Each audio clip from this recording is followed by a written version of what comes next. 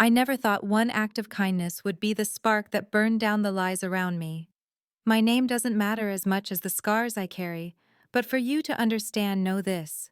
I am a 34-year-old woman who has spent her whole life learning the hard way that family is not always defined by blood. Sometimes family is the very thing that betrays you, wounds you, and leaves you alone in the dark. And sometimes, against all odds, strangers can become the saviors blood relatives refuse to be. The night everything began was one of those nights that felt cursed from the start. I was exhausted from a 12-hour shift at the logistics depot where I worked. My boss, Davis, had barked his usual orders before I left, reminding me of the deadline that loomed like a guillotine: no excuses, no delays, or don't bother coming in tomorrow. That man had a way of speaking as if my entire existence belonged to him, as if my worth began and ended with the cargo I delivered. He didn't see me as a woman fighting to survive, as someone clawing her way through life with grief and grit. He saw me as nothing more than a number he could threaten. The rain that night was merciless, pounding against the windshield of my rig in violent sheets, the kind of storm that made even the strongest feel small. Every mile I drove, my chest tightened with the thought of bills waiting at home and the silence of an empty apartment that had once been filled with laughter. My father had died years earlier, leaving me his stubbornness and his belief that character was what you did when no one was watching.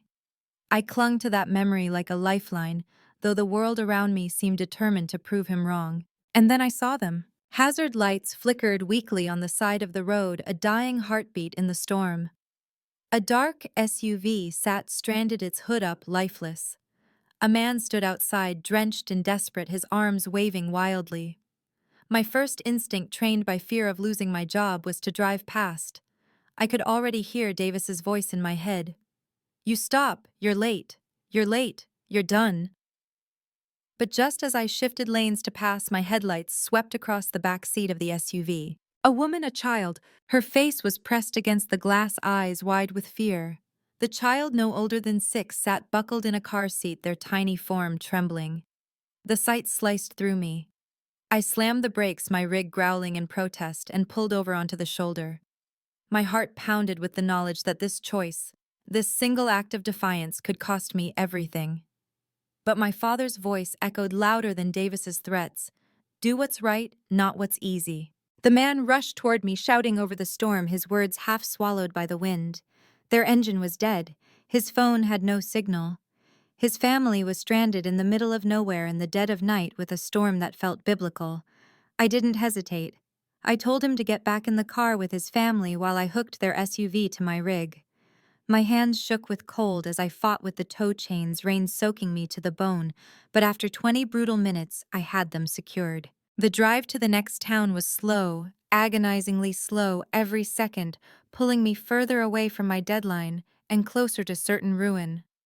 But when we finally reached the glowing lights of a roadside motel, relief swept over me like sunlight breaking through storm clouds. I unhooked their car, and the man, Warren, as I later learned, tried to press crumpled bills into my hand. I pushed them away. "Get your family inside. That's all that matters." He looked at me with a strange intensity, as if memorizing my face. "I won't forget this," he said. His words lingered as I drove away, soaked and exhausted, knowing I had just signed my own sentence. By the time I reached the depot in Chicago, the sun had risen. I was 4 hours late. My fellow drivers looked at me with pity, already mourning my job. Davis summoned me with a text that read, "Only my office, now." He didn't even let me sit down. His face burned red as he spat venom about penalties and contracts, accusing me of costing the company tens of thousands of dollars. I told him the truth. I told him about the family, about the child in the back seat, about the storm. My voice didn't shake, but his laughter did. "A judgment call," he sneered. "I don't pay you to be a hero. I don't pay you to run a charity tow service. I pay you to deliver on time, period." His contempt poured over me like acid. He suspended me without pay, scribbling furiously on a disciplinary form, warning that one more mistake would mean permanent dismissal. I left his office, humiliated, my dignity intact, but my future shattered. That week of suspension stretched into an endless void of doubt and anger. I applied for other jobs, but the stain of Davis's write-up shadowed every attempt. I lay awake at night wondering if my kindness had been foolish, if maybe he was right, that compassion was nothing but weakness in a world built on greed. And then the email arrived, a summons to the corporate head office in New York. Davis and I were ordered to appear before the CEO himself. My stomach dropped. This was no review, it was an execution. Davis would ensure I was not only fired, but blacklisted, my career erased, because I dared to choose humanity over a deadline. The bus ride to New York was a blur of fear and reflection. I thought about every delivery I had made, every mile I had driven, every time I had sacrificed pieces of myself just to survive. And I thought about that child's face in the back seat of the SUV, the terror that had mirrored my own when I was small and powerless. If my career ended because I chose to stop, then so be it. When I stepped into the glass tower of the corporate office, the world felt alien. Polished marble floors, executives in suits worth more than my yearly salary. Davis smirked, whispering to me not to speak, promising he would handle it to maybe spare me a severance package. His arrogance made my skin crawl, but I was too tired to fight him. And then the doors to the CEO's office opened and my world tilted. The room was vast, lined with windows overlooking Central Park. The CEO sat behind an enormous desk, but it wasn't his face that froze me. It was the man seated beside him. Warren. The man from the storm. The man whose family I had saved. But this time he wasn't desperate or soaked. He was composed, dressed in a suit that radiated power. His eyes, those same intelligent, piercing eyes, locked on mine, and a quiet smile curved his lips. The CEO stood, introducing him as Mr. Michael Warren, the new majority owner and chairman of the board. My heart hammered so loud I could barely hear the words. He wasn't just a grateful stranger. He was the man who now owned everything Davis had thought he controlled. Davis's smug expression collapsed into horror as realization dawned. The same act of kindness he had punished me for was now the very thing that held his fate in its hands. Warren's gaze slid past him and landed on me. "I believe you and I have met," he said softly. And in that moment I knew my story was no longer about survival. It was about reckoning. Warren's words hung in the air like the toll of a bell, each syllable echoing with weight I wasn't ready for. "I believe you and I have met." My throat went dry, my palms damp. For the first time in years, Davis was silent. He stood beside me, shifting nervously, the confidence stripped from him like a cheap coat in the rain. His smirk was gone. In its place was a pale, quivering mask of dread. I should have felt triumphant. I should have reveled in the shock etched across his face, in the reversal of fortune so sharp it could cut. But in that moment, I only felt small, like a child caught between the wreckage of two storms, the one that had nearly drowned Warren's family, and the one Davis had built inside me with years of threats and humiliation. Warren rose slowly, every movement measured, deliberate. His suit whispered against the leather chair, his presence filling the room even before he spoke. "This woman," he said, his voice low but firm, "is the reason my wife and son are alive today.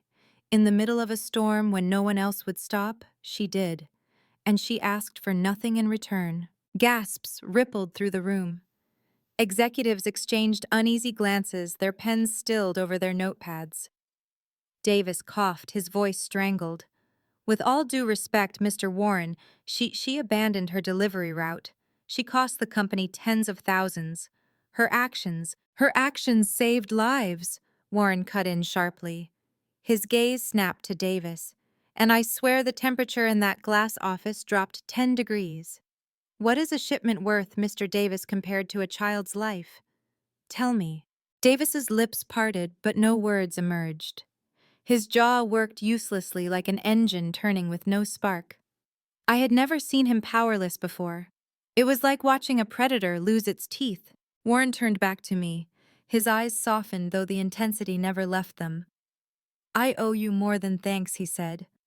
"I owe you justice." Something inside me cracked. Then not in pain, but in release.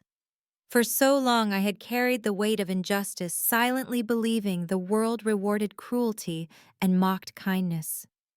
To hear those words spoken in a place where I had been stripped of dignity again and again felt like standing in sunlight after years of rain.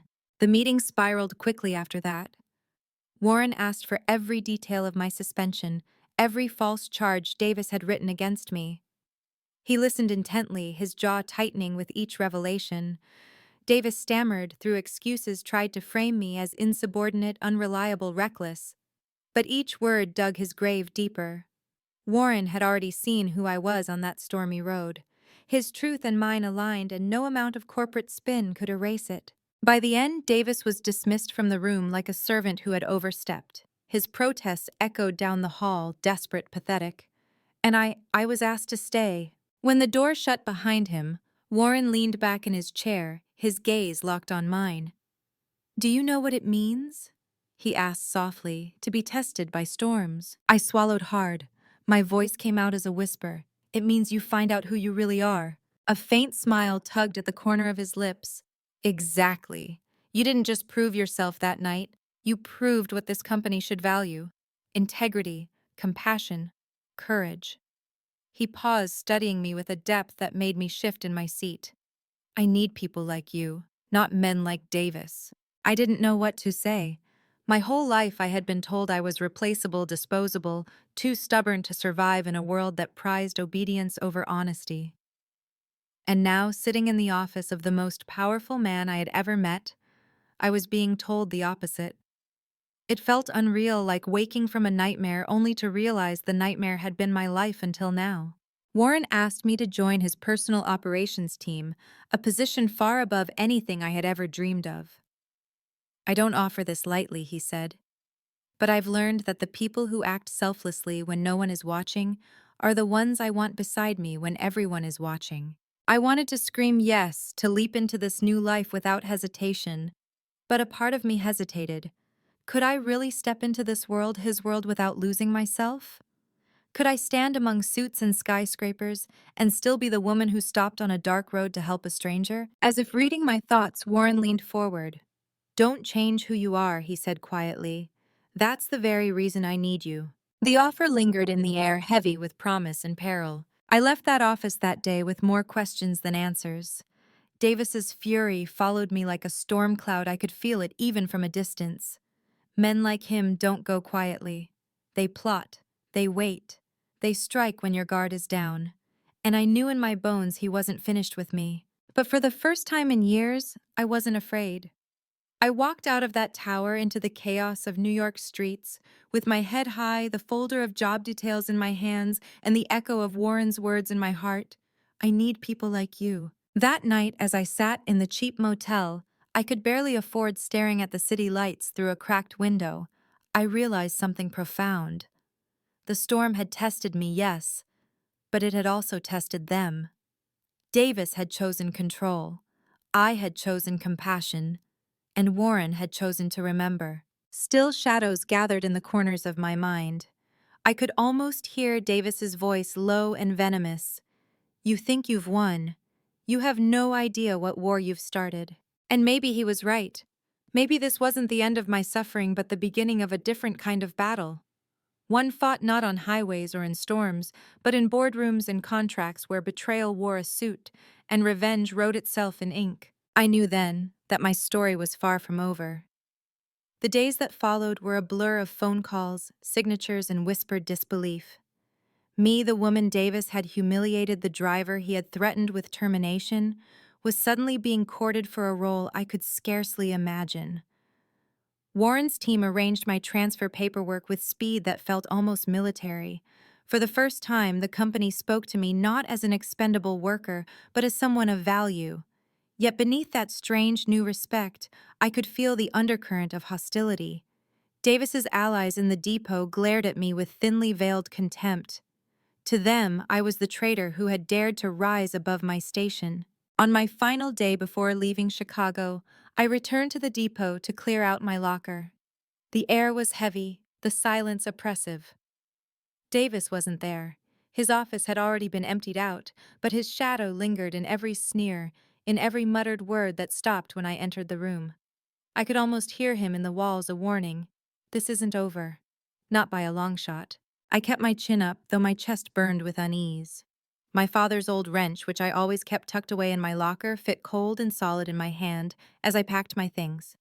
It wasn't just a tool, it was a talisman, a reminder that I was forged from resilience, not fear. New York was another world. The glass towers loomed like monuments to ambition. The streets pulsed with relentless energy. The corporate offices buzzed with whispers about me, the woman from the storm, the one who had impressed Warren himself. I should have felt proud.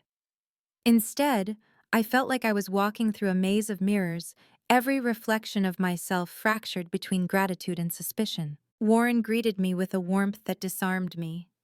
His presence, once terrifying, now carried something paternal, yet enigmatic. He introduced me to his wife, a graceful woman with kind eyes, and his young son, the very child I had glimpsed through rain-smeared glass that night. When the boy shyly offered me a drawing, he had made a crude crayon sketch of a truck towing a car, I nearly wept. Still shadows lingered. At night, in the tiny apartment the company had set me up in, I would stare at the ceiling, haunted by the memory of Davis's smirk, by the certainty that men like him didn't vanish. They regrouped, they plotted. My unease proved right sooner than I expected. One afternoon, as I left the office, a folded note had been slipped under my windshield wiper. No signature, no flourish, just 6 words scrawled in a hand I recognized instantly. "You took everything. I'll take more." I froze, the city noise fading into a dull roar around me. Rage mingled with fear. He was here, watching, waiting. I wanted to tell Warren, but something held me back. Pride, maybe. Or the fear that I would look weak, like a woman who couldn't handle her own battles. Instead, I tucked the note into my bag and walked on my spine stiff, though my hands shook. At work, I threw myself into the role Warren had given me. I accompanied him to meetings, oversaw logistics operations, and most importantly, earned the trust of the workers on the ground. They saw in me someone who understood what it meant to sweat, to bleed, to be overlooked. I listened to their stories, their grievances, their quiet hopes. And slowly, I began to believe I could belong here, in this strange liminal space between labor and leadership. But Davis would not allow me peace. 2 weeks into my new position, an anonymous complaint was filed against me. False accusations of theft, of misconduct, of falsifying hours. I sat in the HR office, the sterile air suffocating, as a panel of strangers stared at me with suspicion. My voice did not shake as I defended myself, but inside I could feel his hand on every page of the lies. Warren intervened, personally dismissing the accusations with a wave of authority that silenced the room. Yet even as relief washed over me, I saw the flicker of concern in his eyes. "He's not finished," Warren said quietly after the others had left.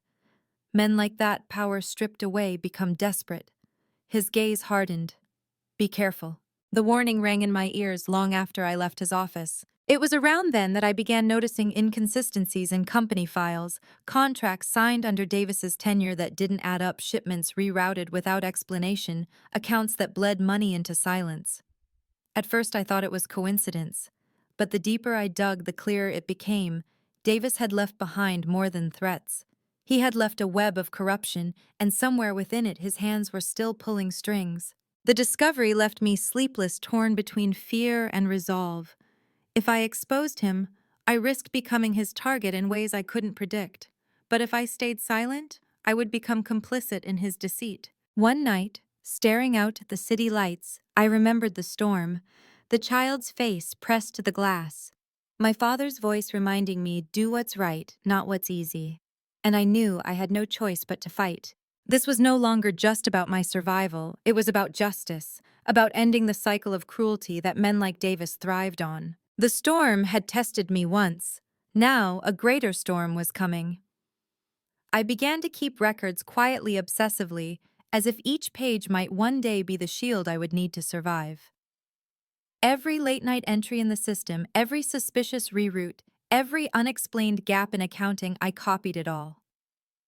I hid files in places no one would think to look, a flash drive taped behind a drawer, a password-protected folder disguised as old delivery logs.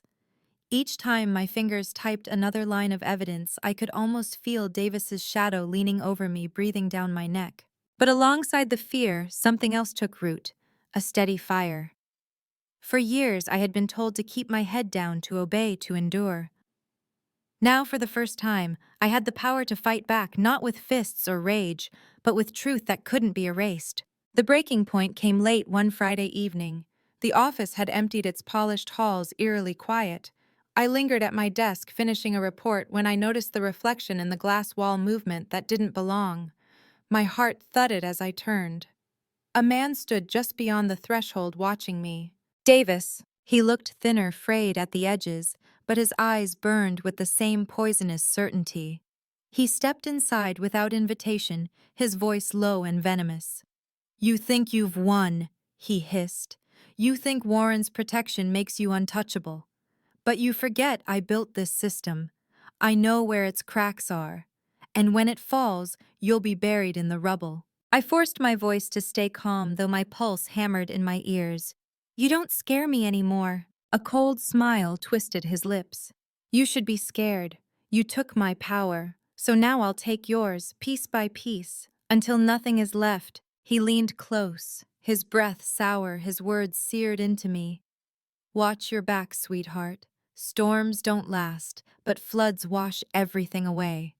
Then he was gone, vanishing into the corridor as silently as he had come, leaving me trembling but more resolute than ever. The next morning I told Warren everything about the files, the irregularities, the threats. His face hardened, lines of fury etching deep. "You were right to bring this to me," he said. "We'll handle it. Together." Together. That word anchored me. For so long I had carried my burdens alone, convinced no one would stand beside me. To hear it now spoken with conviction felt like someone had finally put their shoulder under my weight. Over the next weeks, Warren and I worked in secret, assembling the evidence piece by piece. What we uncovered was staggering: siphoned funds, falsified shipments, a network of bribes that reached further than I had dared imagine. Davis hadn't just been corrupt. He had built an empire of rot beneath the company's shining facade.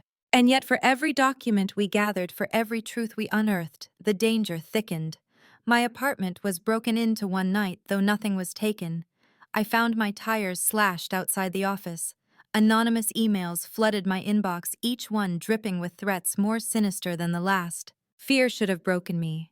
Instead, it sharpened me. I carried my father's wrench in my bag, not because I believed it could save me from Davis's schemes, but because it reminded me who I was: a fighter forged in hardship, unwilling to bend. The climax arrived on a cold morning in December. Warren called an emergency board meeting, the air in the conference hall electric with unease.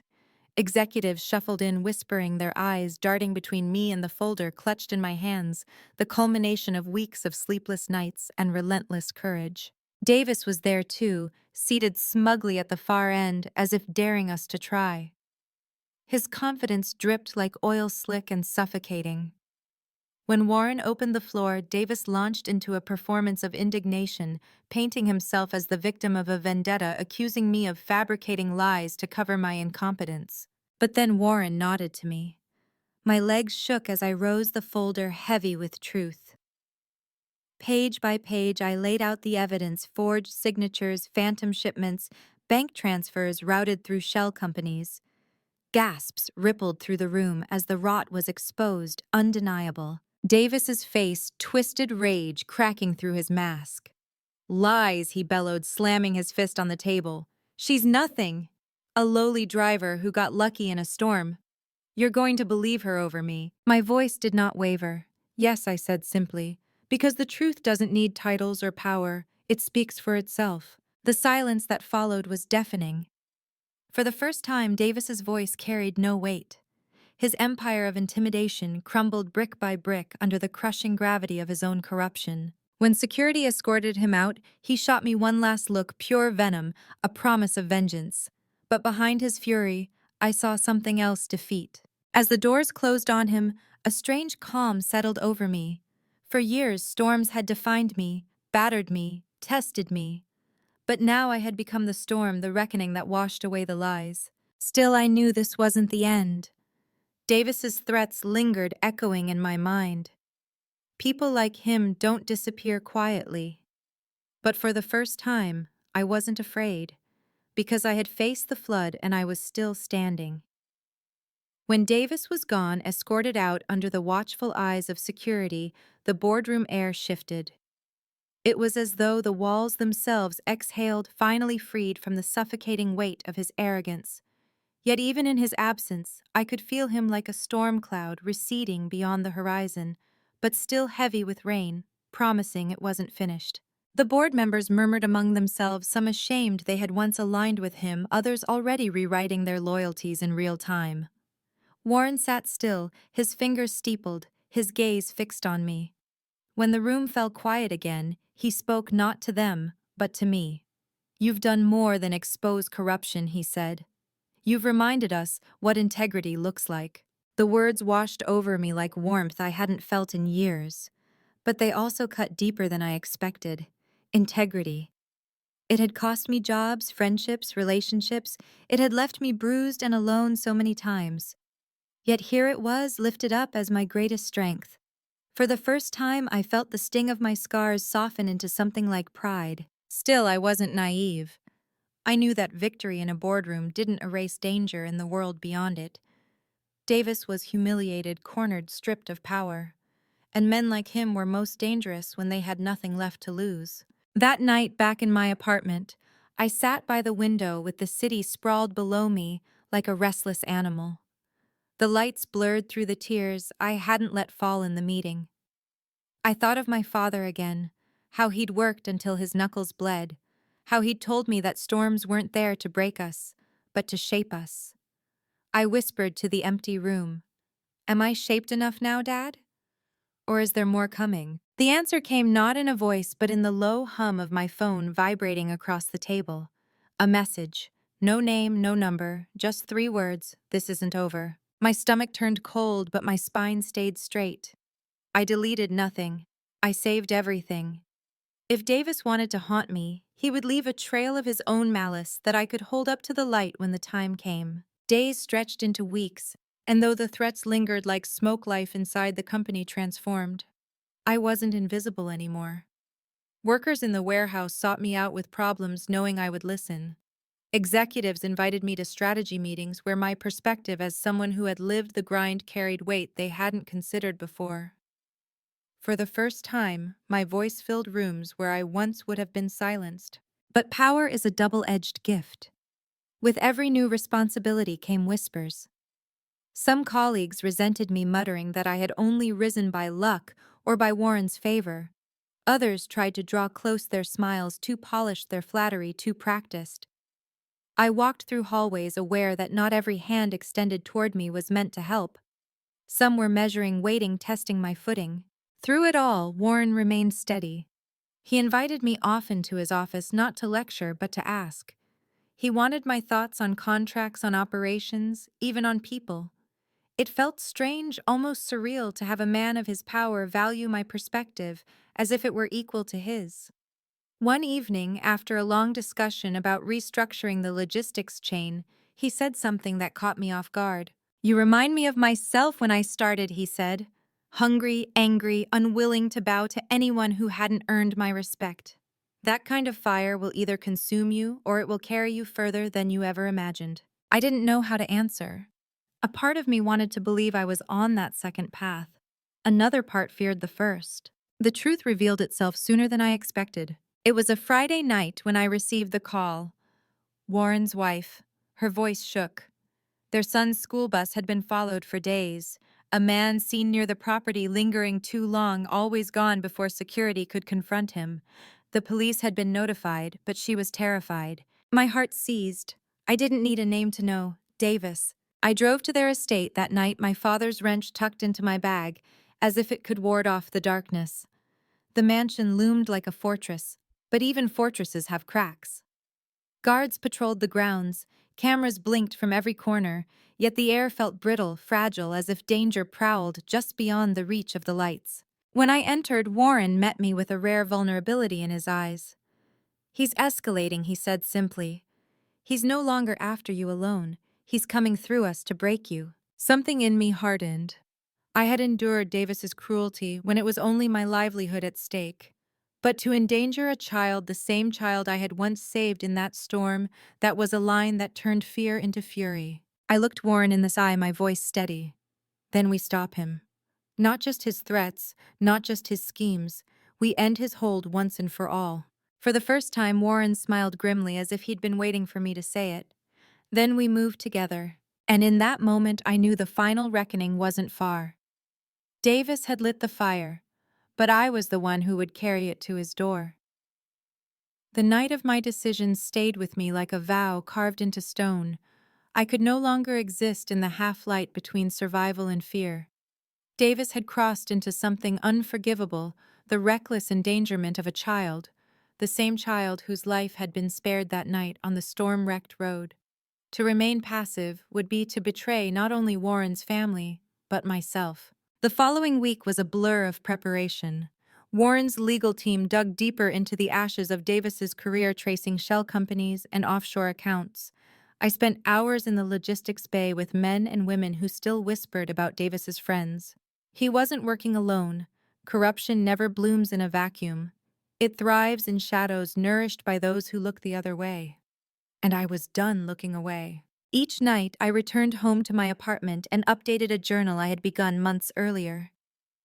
Page after page of threats, encounters, notes slipped under my door, phone calls that ended in silence. The handwriting shook in some places where fear had gripped me, but the record stood as undeniable proof I had been hunted. The evidence against Davis was no longer just financial, it was personal. Then came the gala. Warren had planned it long before Davis's downfall, a charity event meant to showcase not just wealth but goodwill. Under the chandeliers of the grand ballroom, men and women in gowns and tuxedos mingled their laughter, brittle as crystal. I moved through the crowd in a borrowed dress that clung like borrowed armor. My reflection in the glass walls startled me. I looked like someone who belonged there. Yet under the silk and polish, I was still the woman with calloused hands and scars that whispered of storms. And Davis knew it. I felt his presence before I saw him. The prickle at the back of my neck, the shift in the air, the certainty that eyes were fixed on me. When I finally turned, he was there at the edge of the crowd, dressed in a suit far too fine for a man stripped of power. His smile was thin, dangerous, as if daring me to approach. Instead, I raised my glass of water, steady, deliberate, and turned away. His anger crackled across the room like static, but I didn't give him the satisfaction of fear. Not tonight. Because tonight we had the weapon he couldn't silence. At Warren's signal, the lights dimmed. The chatter faded into expectancy as he stepped onto the stage. He spoke first, of charity, of community, of storms survived and futures rebuilt. And then with a gravity that silenced even the clinking of glasses, he spoke of integrity. This company, he said, his gaze sweeping the crowd, was nearly broken by greed hidden behind titles. But it was saved by someone who carried no title, no authority, only courage. Tonight, it is time you know the truth. And then he called me forward. My heels struck the stage like hammer blows, each step echoing with years of humiliation. I had endured each stride, a reclamation of the power stolen from me. When I reached the podium, I opened the folder in my hands. Not financial ledgers this time. My journal. Page by page I read aloud. The threats, the stalking, the sabotage. I spoke of the storm that began it all, of the child I could not abandon, of the punishment I received for choosing compassion over profit. My voice trembled at first, but steadied as the truth poured out of me like a flood breaking a dam. Faces in the audience shifted, some pale with guilt, others hardened with anger. Cameras flashed, recording every word. And when I reached the final page, I looked up and locked eyes with Davis. "This is not just my story," I said, my voice carrying into the hush. "This is the story of what happens when cruelty is rewarded and kindness is punished. It is the story of how corruption spreads when silence becomes complicity. And tonight it ends." The silence that followed was heavy, suffocating. Then slowly it broke, applause swelling, hesitant at first, then thunderous, drowning out the last threads of Davis's power. Security moved toward him, but he didn't resist. He only stared at me, his smile now twisted into something bitter, hollow. A promise unspoken that this wasn't the last I'd see of him. But for the first time, his shadow didn't terrify me. Later that night, when the ballroom emptied and the chandeliers dimmed, I stood at the edge of the balcony overlooking the city. Warren joined me silent for a while before he said, "You've done more than survive. You've changed the story." I thought of my father then, of the wrench I still carried, of the storms that had battered me until I no longer bent. I realized he had been right all along. Storms aren't meant to break us. They are meant to reveal who we are when the winds strip everything else away. And me, I was no longer just the woman who stopped on the side of the road. I was the reckoning that came after. When dawn broke the morning after the gala, I expected to feel triumph victory coursing through me like lightning. Instead, I woke to a hollow quiet. My phone buzzed with endless notifications, articles about the scandal, messages from strangers who called me brave colleagues offering congratulations. But behind every glowing word, I sensed the shadows still waiting. Davis was gone from the company, disgraced, exposed, stripped of his influence. Yet humiliation doesn't erase hatred, it only sharpens it. And as I stared at the city skyline from my window, I knew this wasn't the end of him. That day, Warren called me into his office. He stood by the window, the city stretching beneath him like an empire both fragile and immense. His eyes were tired, the weight of responsibility etched deep into his face. "You understand what you've done," he said quietly. I nodded, unsure what he meant. "You've pulled the mask off a man who thrived in shadows," Warren continued. "Men like Davis don't vanish. They crawl into darker places. They find allies. They strike when the world has turned its back." He turned then, meeting my gaze. "I can protect the company. But you must protect yourself." The words rattled inside me. For weeks I had stood taller, carried by courage I didn't know I possessed. But courage doesn't erase fear, it only teaches you to walk beside it. And now fear walked close, whispering of ambushes unseen. That night, as I locked my apartment door, I found another note slipped beneath it. 3 words again, scrawled in jagged ink. "Storms return eventually." I should have felt dread. Instead, I felt clarity. He was right, storms do return. But I was no longer the woman who trembled in their path. I had weathered one and found myself still standing stronger, steadier. In the days that followed, I poured myself into the work Warren entrusted to me. I traveled to depots across the country, listening to workers who had been silenced, uncovering flaws, buried under years of arrogance and neglect. I became their voice in rooms that had once ignored them. And slowly, almost imperceptibly, I saw the company shift. Policies changed. Wages rose, corners that had been cut were rebuilt with care. But even as progress bloomed, shadows clung to the edges.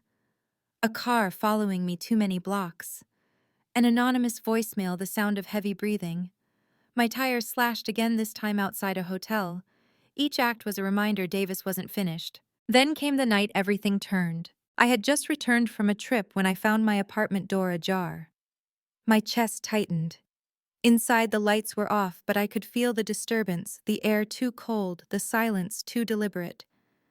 My father's wrench, always on my table, was gone. In its place lay a single photograph, me on stage at the gala, speaking into the microphone, my face fierce and unyielding. Across it, written in red ink, were the words, "You can't hide forever." I sank to my knees, fury and fear colliding inside me. That wrench wasn't just a tool. It was a relic of my father, a piece of him I carried like a shield. Now it was stolen, desecrated, turned into a weapon against me. But as I stared at the photo, something shifted. For years, Davis had dictated the narrative, belittling me, threatening me, controlling me with fear. Now he was grasping at shadows, desperate to reclaim power he no longer held. He wanted me broken. But I refused to bend. The next morning, I brought the photo to Warren, his jaw clenched as he studied it. "This isn't just intimidation," he said. "It's desperation. He's losing his grip. That's when men like him make mistakes." We contacted the police, though I knew the law was often too slow, too bound by procedure to catch ghosts. Still, a report was filed, a record made. I wasn't just fighting alone anymore. I had allies. Weeks passed with no sign of him. The notes stopped. The shadows seemed to recede, and yet I carried my fear with me like armor waiting for the inevitable. Because storms don't vanish, they circle, gathering strength. And then one night, as I walked home from the office, the storm returned. He stepped out from an alley, my father's wrench glinting in his hand under the streetlight. His face was a mask of rage and desperation, eyes bloodshot, smile feral. You took everything, he spat. Now I'll take it back. The world narrowed to his voice, the metal in his grip, the pounding of my heart. But I didn't step back. Not this time. I met his gaze, my voice steady. You already lost Davis, and no storm you bring will ever change that. Sirens wailed in the distance, Warren's security team alerted by the GPS tracker in my phone. Davis's eyes widened, his fury cracking into panic. He turned to flee, but the lights flooded the street and the storm he had promised finally collapsed around him. They led him away in cuffs, the wrench falling from his hand with a hollow clang.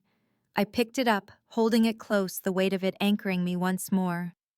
My father's legacy returned untarnished by Davis's poison. That night, as I stood on my balcony watching the city lights flicker, I understood the truth: storms don't disappear. But neither do we. We endure, we rise, we become the reckoning that no storm can erase. If my story has reached you, if you've ever felt small beneath the weight of betrayal or fear, let this be your reminder: storms shape us, but they do not define us. Only we can do that. So please like this video, share it with someone who needs hope, and subscribe to hear more stories of survival, betrayal, and redemption. And tell me in the comments, when the storm came for you, did you run or did you stand?